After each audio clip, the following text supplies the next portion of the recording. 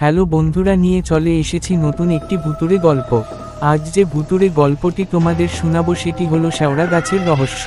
তো দেরি না করে ভিডিওটি শুরু করা যাক। গ্রামের শেষ প্রান্তে ছিল একটি প্রাচীন শেওড়া গাছ। গাছটি এতটাই পুরনো ছিল যে তার কাণ্ডে ফাটল ধরে গিয়েছিল, আর শিকড়গুলো মাটির বাইরে এসে যেন গাছটিকে আরও ভয়ঙ্কর করে তুলেছিল। দিনের বেলায়ও গাছটির কাছে গেলে কেমন জানি অস্বস্তি হতো, কিন্তু আসল ভয় শুরু হতো রাতে। গ্রামের মানুষ বিশ্বাস করত গাছটির নিচে এক সময় এক দরবেশ ধ্যানে বসতেন।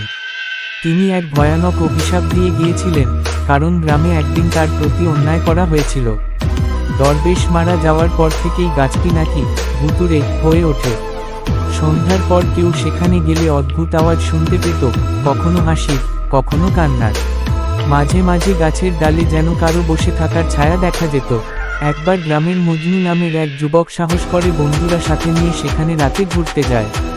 রাত তখন প্রায় 12টা। গাছটির চারপাশে তারা প্রদীপ জ্বালিয়ে বসেছিল। মজনু গাছের গায়ে হাত দিতেই হঠাৎ বাতাস বেড়ে গেল, আর তারা শুনতে পেল ফিসফিস করে কেউ বলছে, তোমরা কেন এসেছো?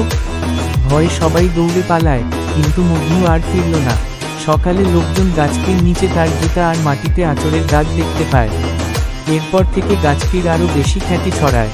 কেউ কেউ বলে গাছের ডালপালা রাতের বেলা নড়ে, যেন কারো অদৃশ্য হাত তাদের ডাকছে।